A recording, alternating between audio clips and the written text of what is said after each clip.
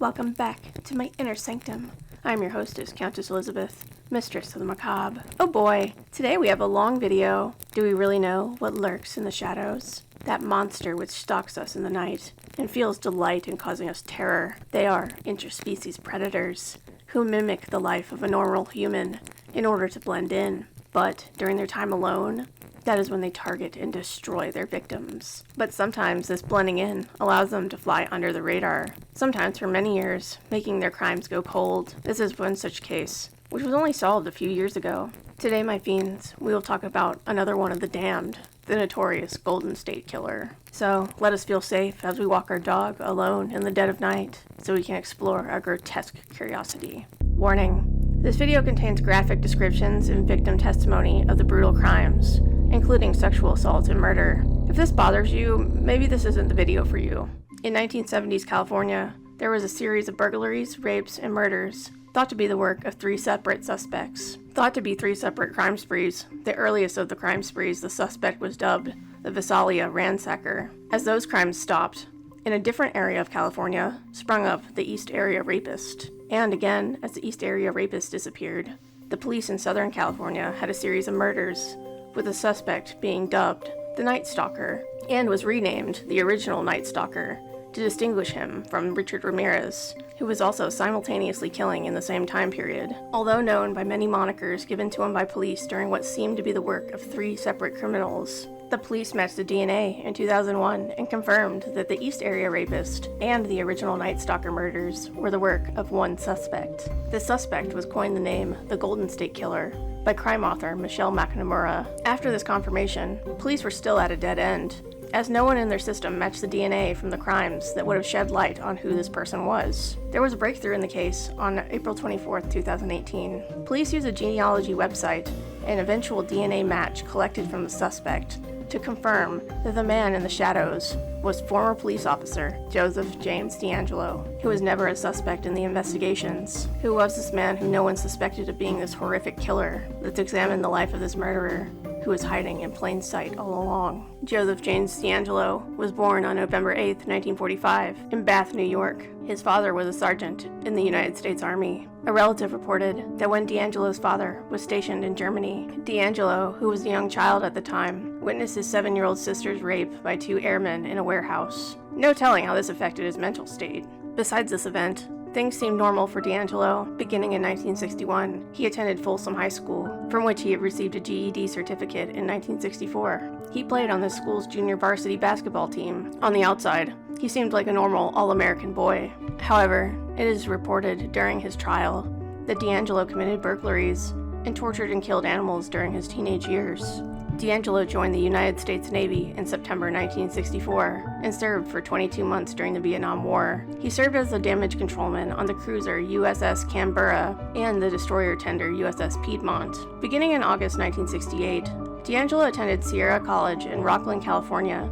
He graduated with an associate's degree in police science, with honors. It was during this period he dated a girl named Bonnie Colwell. She had met him when she worked as a lab assistant in the science department. D'Angelo was known as an easy talker and had a penchant for muscle cars. Bonnie recalls that he had an air of superiority, as if he was above the rules. It wasn't long that D'Angelo gave her an engagement ring. Bonnie did not even recall a proposal. There was no wedding date. To her, the ring was Joe's way of staking a claim against the young clinic doctors he warned her to stay away from, but she did not object. The engagement notice that ran in the local paper was her declaration of independence, a way out of her father's house. It was the ring itself that troubled her. D'Angelo told Bonnie that he had brought the diamond back from Vietnam, a large half-carat stone that would have been outside the budget of a college student doing welding jobs and moonlighting as a commercial diver. Joe presented it to Bonnie in what he insisted was the perfect setting, a thin white gold band with the solitary stone set so impractically high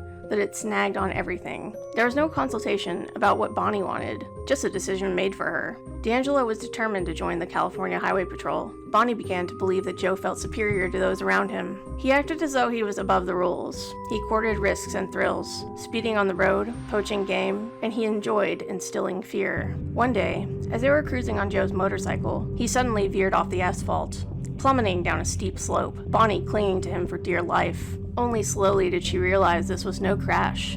and she was not about to die. Joe had taken an off-road trail where bikers tested their courage against a formidable hill, climbing until the heavy machines threatened to topple. Bonnie was boiling mad, but Joe seemed delighted with her fear. He could act with swift decisiveness. A German shepherd often chased them along their route, snapping at the motorbike. The day the dog got too close, Joe kicked a foot out, snapping its neck. The dog crumpled to the pavement, dead. Honestly, how she didn't see this as a warning sign is just beyond me. And he loved hunting, teaching Bonnie marksmanship, then taking her on a dove hunt. Bonnie dropped a dove with a single shot from the Browning rifle he had given her. Joe praised her for the kill, but Bonnie watched in horror as the dying bird convulsed. Joe picked it up and, as he usually did, field dressed the dove with his fingers, pulling out the breast meat and dropping the carcass to the ground. Bonnie presumed it was to hide the illegal kill from the game warden. Her unease grew as he trespassed again and again over the law. Bonnie was terrified of being arrested and of her father finding out. He speared fish illegally in Folsom Lake, shot a vulture for no apparent reason, and killed deer out of season, carving the bloody remains in his kitchen. Yet she remained his sidekick, jumping beside or behind him on the next thrill ride. He was the alpha, Bonnie said, looking back.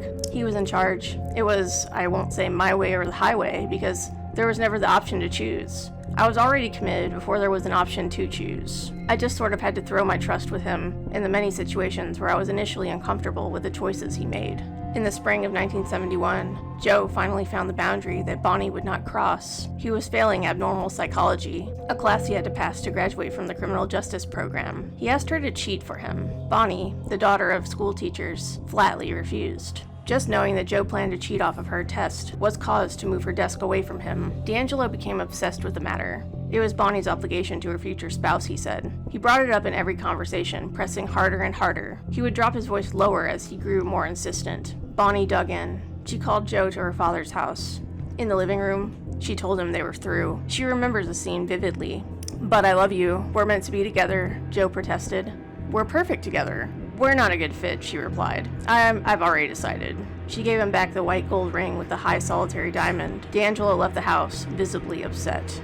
A few nights later, Bonnie was asleep when she awoke to tapping on her bedroom window. She knelt on her bed and pulled aside the drape to see a handgun inches from her face. Behind it was D'Angelo. "Get dressed," he ordered. "We're going to Reno." Bonnie bolted out of her bed and ran to the end of the hall to her parents' room, where she rousted her father. "Joe is outside, and he has a gun. He wants me to go to Reno with him and marry him right now," Bonnie cried. Her father told her to lock herself in the bathroom and wait until he came to get her. Stan Colwell could have called the police, but he did not. For the rest of his life, he never told his daughter why. He knew picking up the phone would doom D'Angelo's career of being a cop. Bonnie shivered with fear and adrenaline in the bathroom, while her father talked to Joe out in the darkness. It was almost 2 hours before he returned. "You can go back to bed," is all he said. Joe's left. They never spoke again of the incident. Although this is her retelling of events, it's not certain that it really happened, as there is no police record of the event. It is theorized by some that Bonnie's rejection of D'Angelo was a motivating factor for D'Angelo's crimes. But from this story, to me it sounds like he was still breaking into people's houses because the ring he gave her didn't fit her well, and it would have been outside of his budget as a college student. So take this story as you will.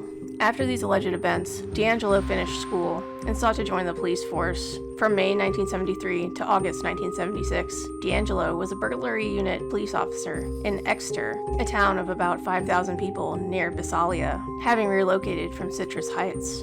In November 1973, he married Sharon Marie Huddle. So, life was good for D'Angelo, with a new wife and beginning his career as a police officer. So most likely, he was gathering information and started his stalking while he was an officer. He then served in Auburn from August 1976 to July 1979, until he was arrested for shoplifting a hammer and dog repellent. He was sentenced to 6 months of probation and fired that October. Okay, so let's take a moment to analyze this situation. The items he was shoplifting were a hammer and dog repellent. Even though the police could not infer anything illegal about the items themselves, just the fact that both of which were stolen together, for me, raises some red flags. Just big red flags. And while he was working as an officer, he was also perpetuating the East Area rapist crimes. so that's probably what the hammer and the dog repellent spray was for. During the process of being fired, D'Angelo threatened to kill the chief of police and allegedly stalked the chief's house. So these facts are things D'Angelo wanted people to know about him, that on the outside he was a regular guy. Just don't think about the shoplifting though, just a lapse of judgment. Let's get into the things that he didn't want anyone to know, underneath this mask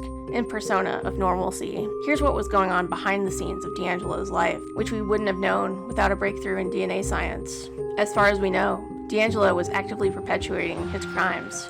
From 1973 to 1986, DNA evidence linked D'Angelo to 8 murders in Goleta, Ventura, Dana Point, and Irvine, and possibly 2 other murders in Goleta, which were lacking in DNA evidence, but were linked by D'Angelo's MO. D'Angelo pleaded guilty to 3 other murders, 2 in Rancho Cordova and 1 in Visalia. He also committed more than 50 known rapes in the California counties of Sacramento, Contra Costa, San Islas, San Joaquin, Alameda, Santa Clara, and Yolo, and he was linked to hundreds of incidents of thefts, burglaries, vandalism, peeping, stalking, and prowling. It can be seen after the fact that D'Angelo's violence was escalated from burglary, then rapes, then eventually murder. D'Angelo's crimes started attracting police attention in 1973 with a series of burglaries police dubbed as the Cordova Cat Burglar, and then renamed the Visalia Ransacker. It was long suspected that the training ground of the criminal who became the East Area rapist was Visalia, but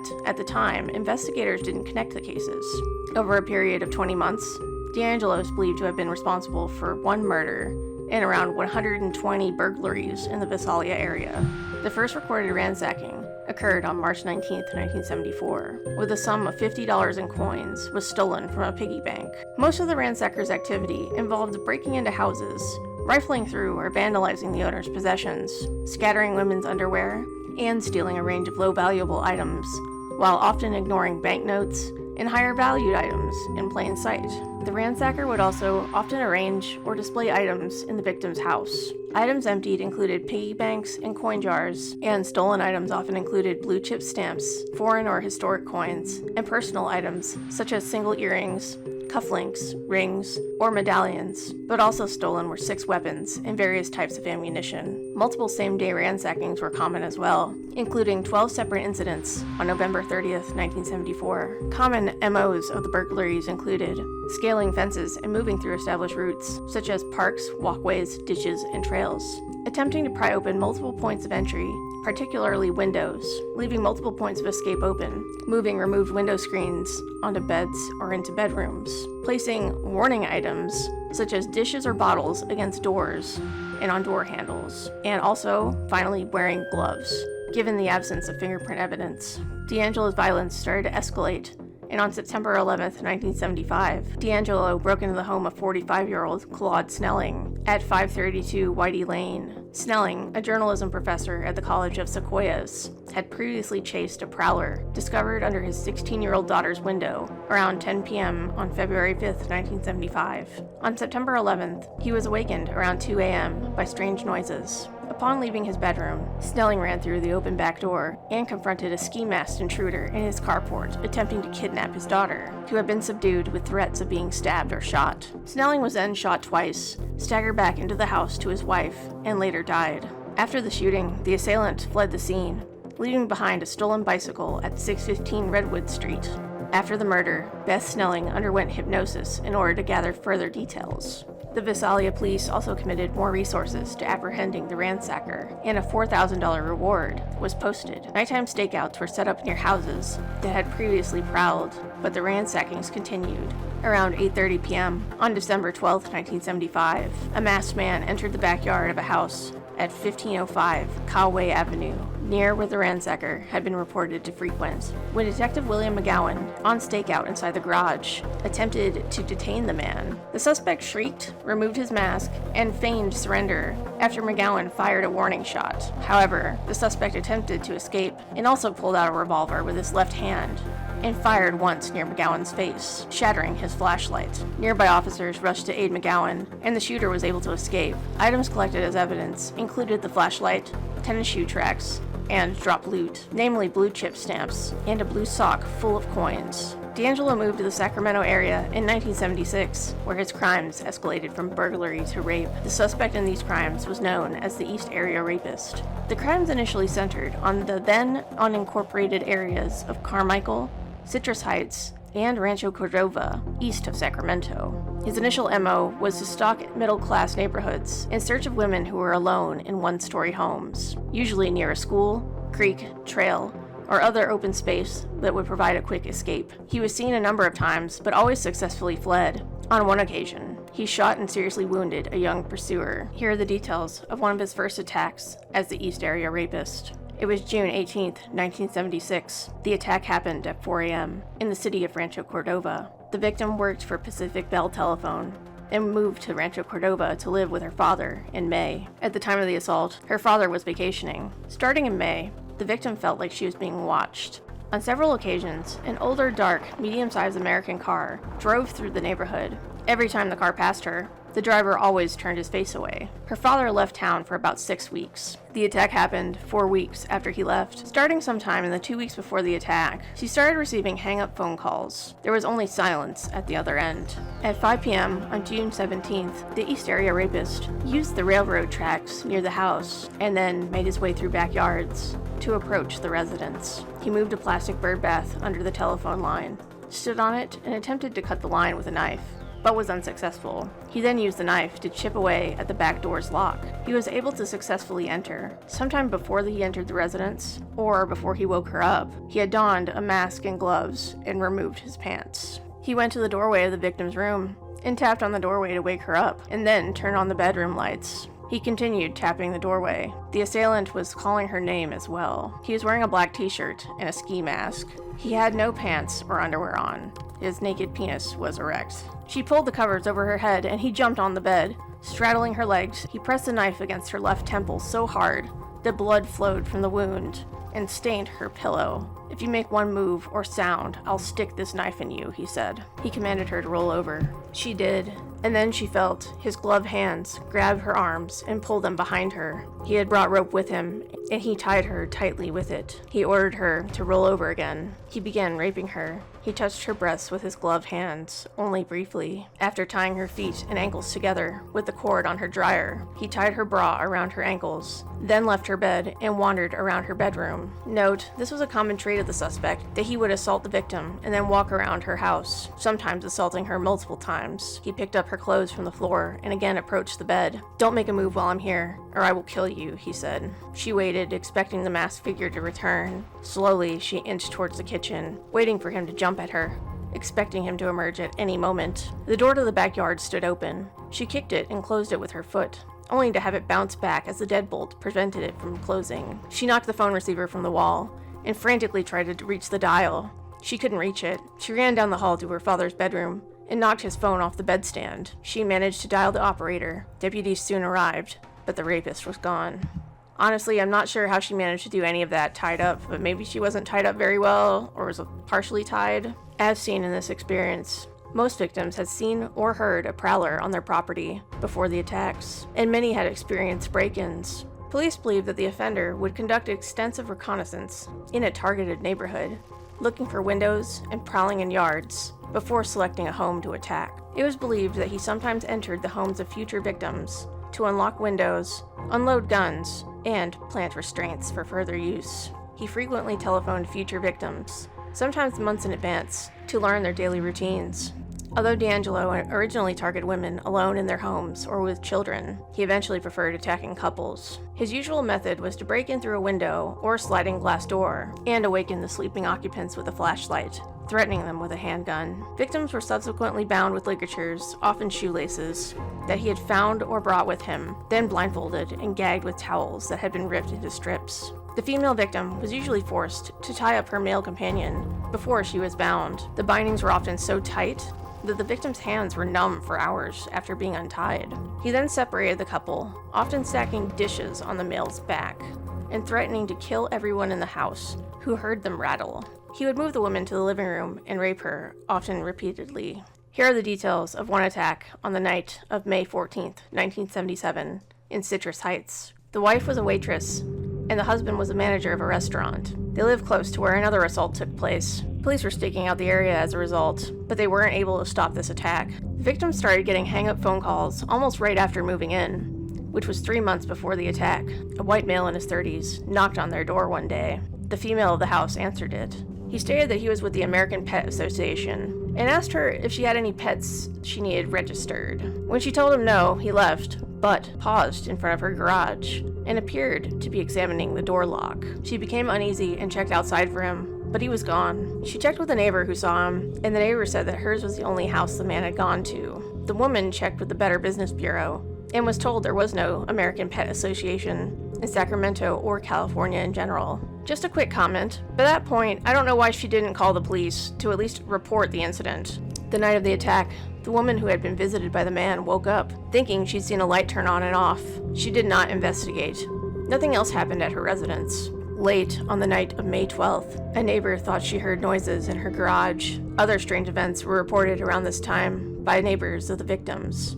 It was a Friday night, and the couples were watching a movie on TV. The wife fell asleep on her husband's shoulder. She woke up when the movie was done, and then they watched a basketball game. Shortly after going to bed, the wife sat up with a start. I hear something, she cried. Her husband told her it was just a cat, but she insisted that it was something on the side of the house. She was right. It was actually the assailant removing the screen from a window. He used a screwdriver to pry the lock. He forced the window open, and he entered the empty bedroom on the other side of the house. The couple's German Shepherd puppy didn't react to any of the activity. They were asleep when he entered their doorway and shined a flashlight in their eyes. The wife woke up first. You make a sound and I'll kill you, said the intruder. I have a .45, and I'll kill you if you move. Get on your stomachs. I'm just gonna tie your hands and legs. He removed shoelaces from his jacket pocket and threw them on the bed beside the woman. Tie his hands. She moved slowly and tied his wrists in bow ties. The intruder got angry. Tie them tighter, in a knot, or I'll kill you. She tied him again. He pushed her to the bed, pulled her arms back behind her, and violently began tying her tightly.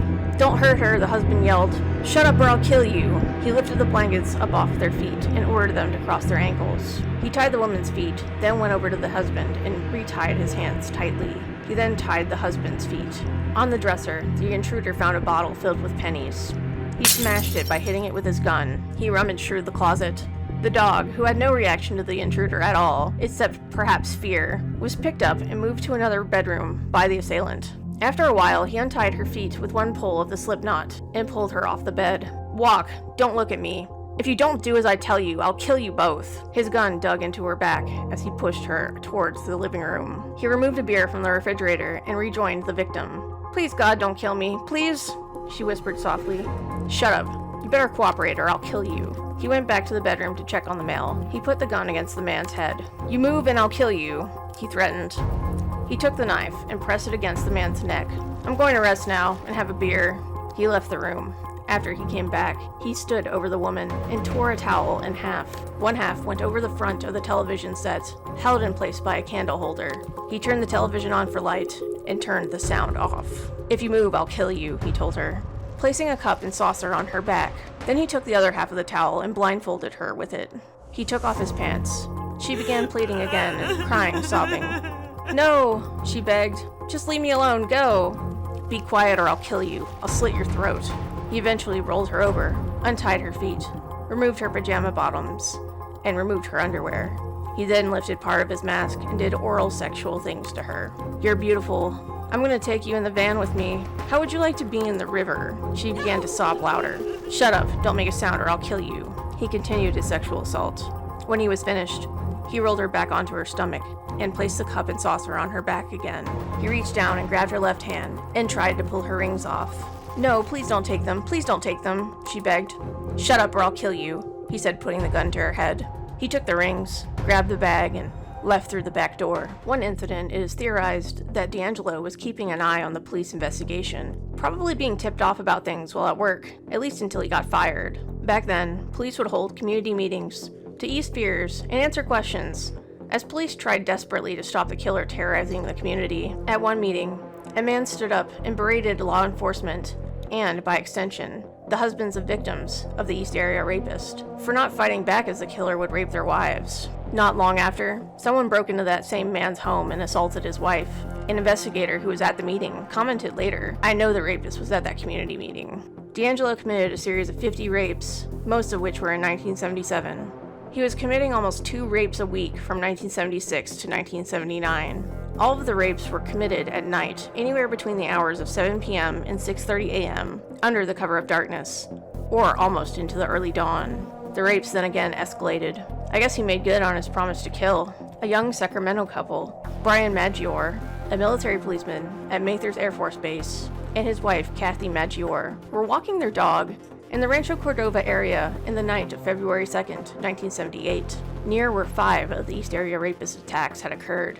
The Maggiores fled after a confrontation in the street, but were chased down and shot to death. Some investigators suspected they had been murdered by the East Area Rapist because of their proximity to other attack locations, and a shoelace found nearby. The FBI announced on June 15, 2016, that it was confident that the East Area Rapist had murdered the Maggiores. This was confirmed on June 19, 2020, when D'Angelo entered a plea of guilty to these murders. To me, it seems the Maggiores attempted to escape from D'Angelo, and D'Angelo escalated to murder. It seemed that D'Angelo targeted the Maggiores as an opportunistic killing, instead of his usual stalking for a while and attacking the home, as the Maggiores were escaping a conflict in the street.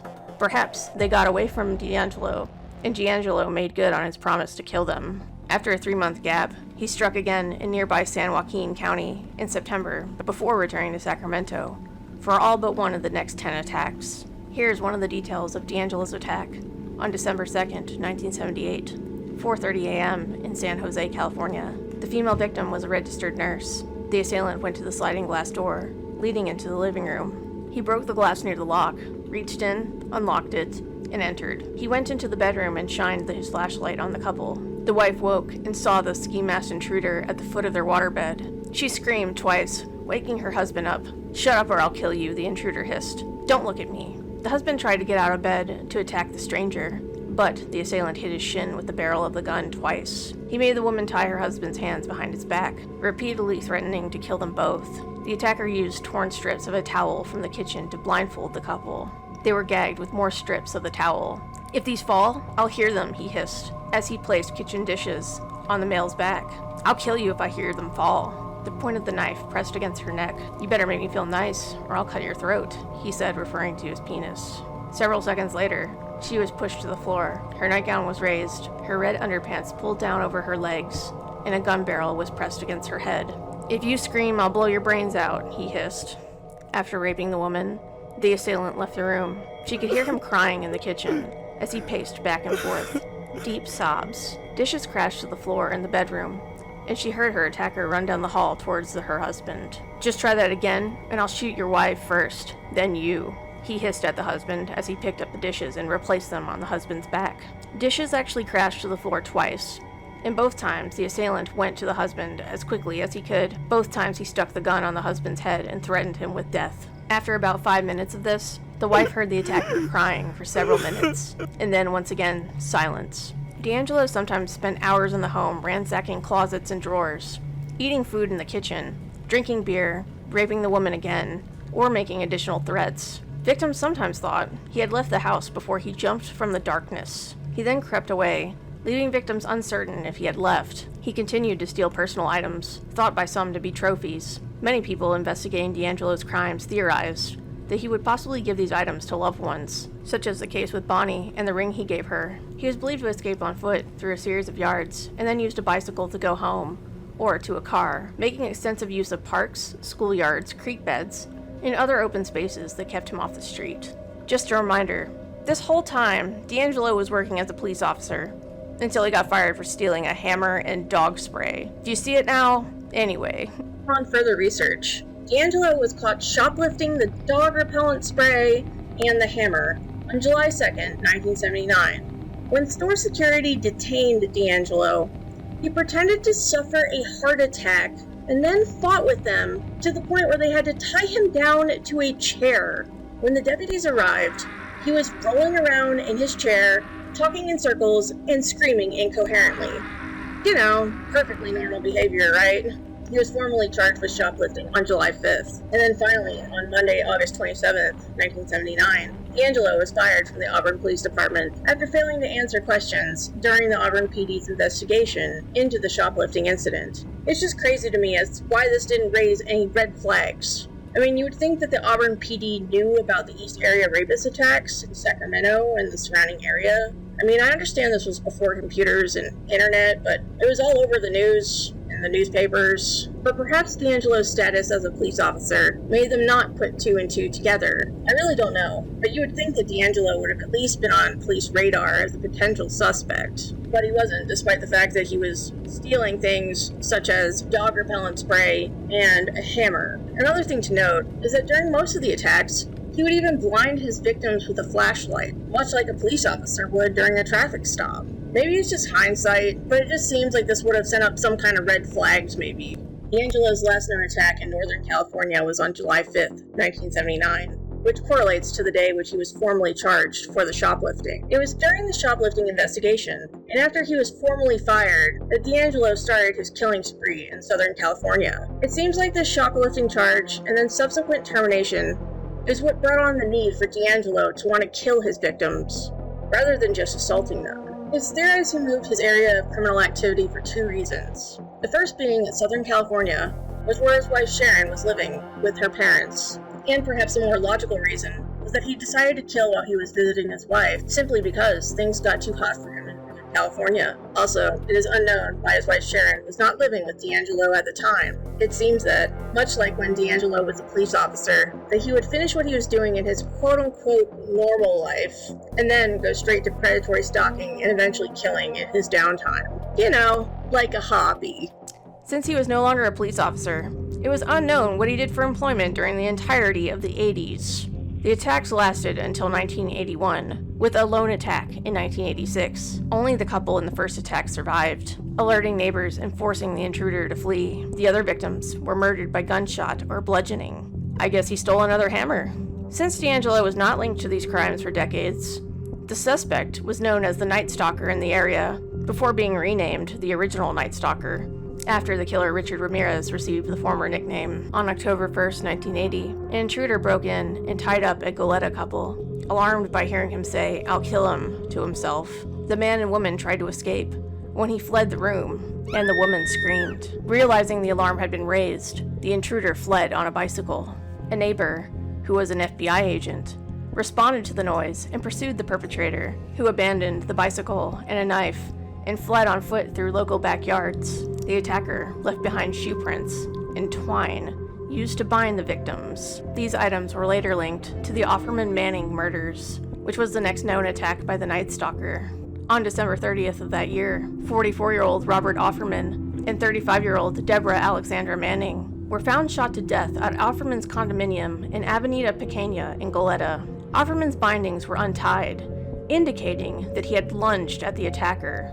Neighbors had heard gunshots. The killer also broke into the vacant adjoining residence and stole a bicycle, later found abandoned on a street north of the scene. On March 13th of that year, 33-year-old Charlene Smith and 43-year-old Lyman Smith were found murdered in their Ventura home. Charlene Smith had been raped. A log from a wood pile on the side of the house was used to bludgeon the victims to death. Their wrists and ankles had been bound with drapery cord. An unusual Chinese knot, a diamond knot, was used in Charlene's wrist. The same knot was noted in the East Area rapist attacks, at least one confirmed case which was publicly known. The murderer was therefore briefly given the name Diamond Knot Killer. On August 19th, 24-year-old Keith Eli Harrington and 27-year-old Patrice Briscoe Harrington were found bludgeoned to death in their home on Cockleshell Drive in Dana Point's Nigel Shores gated community. Patrice Harrington had also been raped, although there was evidence that the Harringtons' wrists and ankles were bound. No murder weapon or ligatures were found at the scene. The Harringtons had been married for 3 months at the time of their deaths. On February 6th, 28-year-old Manuela Whittlehun was raped and murdered in her Irvine home. Although Whittlehun's body had signs of being tied before she was bludgeoned, no murder weapon or ligatures were found. Though the victim was married, her husband was away, hospitalized, and she was alone at the time of the attack. Whittlehun's television was found in the backyard, possibly the killer's attempt to make the crime appear to be a botched robbery. On July 27th, 35-year-old Sherry Domingo and 27-year-old Gregory Sanchez became the original Night Stalker's 10th and 11th murder victims. Both were attacked in Domingo's residence on Tolek Way in Goleta, which was several blocks south of Robert Offerman's condominium. The offender entered the house through a small bathroom window. Sanchez had not been tied and was shot and wounded in the cheek before he was bludgeoned to death with a garden tool. Some believe that Sanchez may have realized he was dealing with the same man responsible for the Offerman Manning murders, and tried to tackle the killer rather than being tied up. Again, no neighbors responded to the gunshots. Sanchez's head was covered with clothes pulled from the closet. Domingo was raped and bludgeoned. Bruises on her wrists and ankles indicated she had been tied, although the restraints were missing. A piece of shipping twine was found near the bed, and fibers from an unknown source were scattered over her body. Authorities believe that the attacker may have worked as a painter or similar job at the Calle Real shopping center. So this might give some clues as to what D'Angelo was doing for work during this time period. To me, I think he was possibly working under the table doing odd jobs. The last victim of the Night Stalker murders was the youngest, 18-year-old Janelle Cruz. Her family was vacationing in Mexico at the time of the attack. The attack occurred on May 4th, 1986. It had been 4 years since the killer's last known murder. Janelle had completed $2,000 worth of dental work shortly before her untimely death. On the evening of May 4th, a male coworker of Janelle dropped by to visit. As they were sitting in the home, they heard noises outside the window. Janelle looked outside but saw nothing. Later they heard noises again. It sounded like a door shutting in the garage or a gate closing in the side yard. Again, they saw nothing. At approximately 10:45 p.m., Janelle's friend left. At 11:15 p.m., a neighbor heard Janelle's Chevette drive up to her home. One car door slammed. He knew it was Janelle's car because of the defective muffler. The next day, at around 5 p.m., a real estate agent, wanting to show the home to a prospective buyer, discovered Janelle's body. Officers responding to the scene found Janelle's body lying diagonally across her bed. Her bloodied head, face, and neck were covered with a blanket. She had been battered about the face, with the most serious injury to her forehead. Blades of grass were located at the head of the bed and near her feet and knees. Her bra had been pulled down to her waist. Medium blue-colored lint was found on and near her body. The Orange County Crime Lab determined them to be pieces of fabric from material that had been ripped. This would be consistent with East Area Rapist's earlier Northern California rapes, which he tore towels and used them as blindfolds and gags. Although there were no ligature marks, fresh abrasions and scrapes were present on Janelle's wrists. She was first struck in the back of the head and then viciously struck in the face. The weapon was thought to be a pipe wrench, missing from the backyard. Initially, investigators in respective jurisdictions did not think that the Southern California murders were connected at all. A Sacramento detective strongly believed that the East Area Rapist was responsible for the Goleta attacks, but the Santa Barbara County Sheriff's Office attributed them to a local career criminal who was later murdered. Unaware of the Goleta murders, local police in surrounding jurisdictions followed false leads relating to men who were close to the female victims. One person, later cleared, was charged with 2 of the murders. Many years later, the cases were linked almost entirely by DNA evidence. During the entire time, starting in December 1977, D'Angelo started sending communications to the police, the media, and victims. It is theorized, though it is not proven, he sent one poem to the Sacramento Bee, which can be seen here. As you can tell, it is kind of rambling. During the investigation in Danville of the 42nd attack, investigators discovered 3 sheets of notebook paper where a suspicious vehicle had reportedly been parked. They believe the pages were dropped accidentally, perhaps falling out of a bag. The second sheet contains a journal-style entry describing a teacher who made the students write lines, which the author found humiliating. It opens with the line, "Mad is the word that reminds me of 6th grade. I hated that year," which I think is pretty relatable. It's a rather long note, basically droning on about how a teacher made him feel inadequate for punishing him. On the last sheet was a hand-drawn map of what appears to be a suburban neighborhood with the word punishment scrawled across the reverse side. Investigators were unable to identify the area depicted in the map, although the artist clearly had knowledge of architectural layout and landscape design. According to Detective Larry Poole, the map is a fantasy location, representing the rapist's desired striking ground. Honestly, this piece of evidence seems loosely related to the Golden State Killer, because police can't be certain it was D'Angelo in the vehicle. I think that even though some believe it to be purportedly dropped by D'Angelo, that it may not have any connection to the case, besides it being around the location of one of the attacks. More horrifyingly, the phone calls began. Around March 18th, 1977, D'Angelo made his first call taunting the Sacramento Police Department, identifying the caller as the East Area Rapist, and how they were never going to catch him. This call was followed later that night by another rape. D'Angelo continued making calls from the period of 1977 to 78, not only taunting police, but also calling up former rape victims. The most famous of these calls was made on January 2nd, 1978 to a former victim. This call is now known as the "I'm gonna kill you" call. I will play this call now.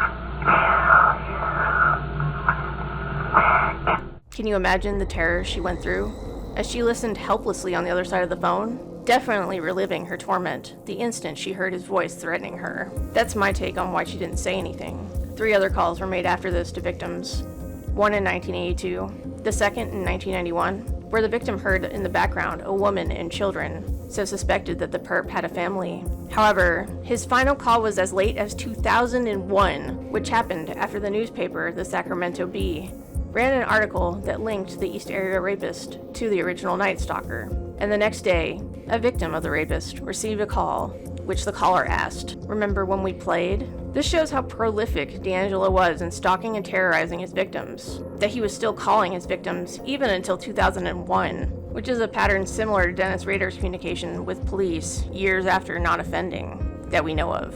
At the end of the day, until new evidence comes forth, we honestly don't know if D'Angelo had other victims after his last known attack, because as you can see, he was still contacting victims several years after to torment them. My own theory is he may have stopped killing, but never stopped stalking, just like Dennis Rader.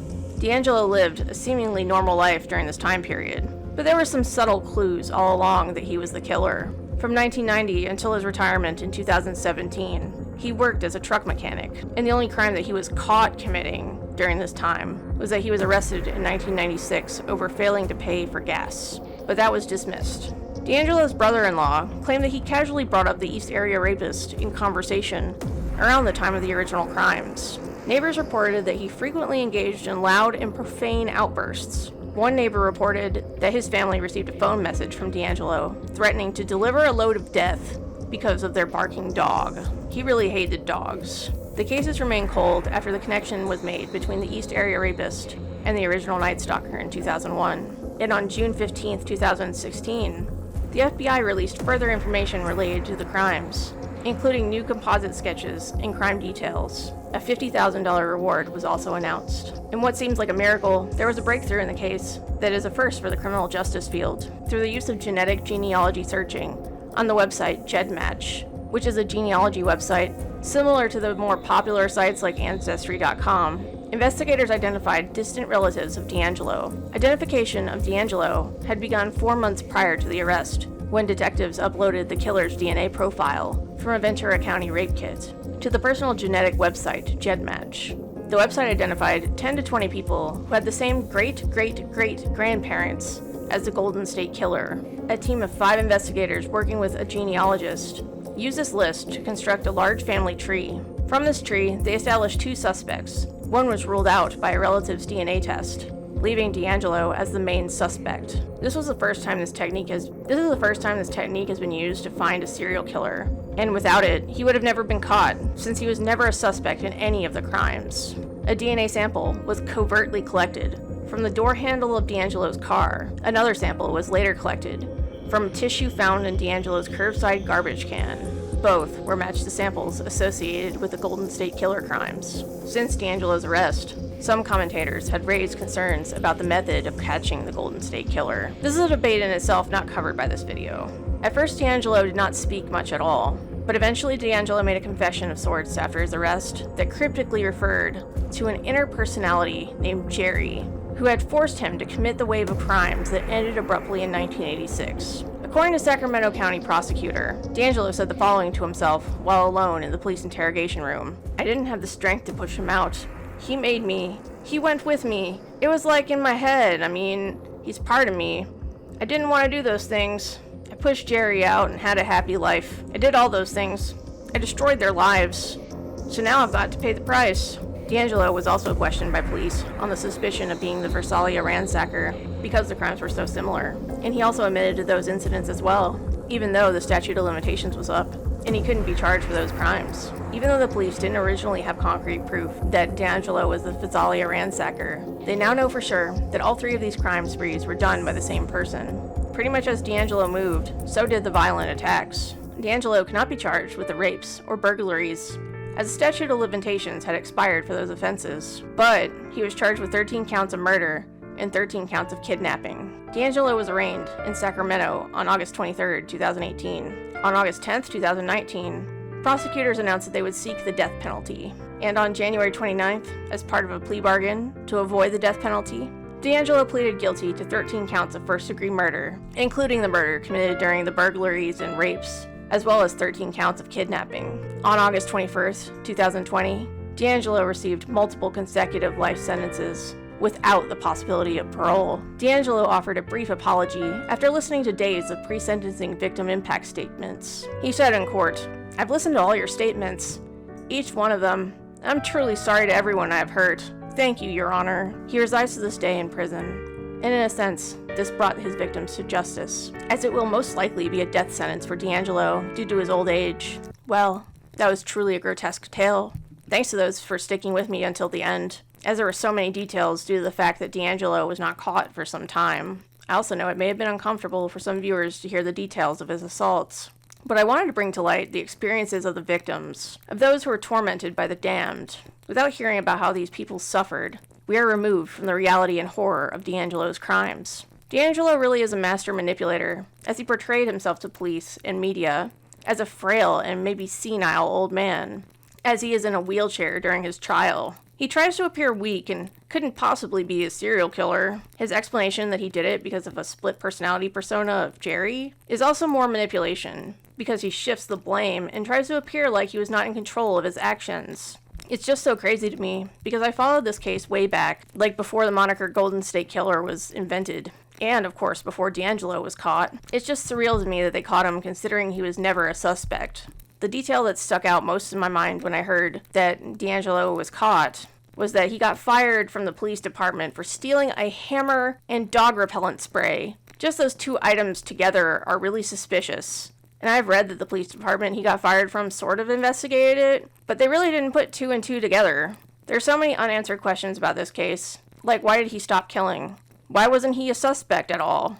How did he get victims' phone numbers, even after they changed their number? And how was D'Angelo during his period of no murders? Did he commit more crimes that we just don't know about? A huge slap in the face to all the people he victimized is him saying sorry for what he did, which is just another lie, really, because if he was actually sorry and had a conscience, he would have turned himself in long ago.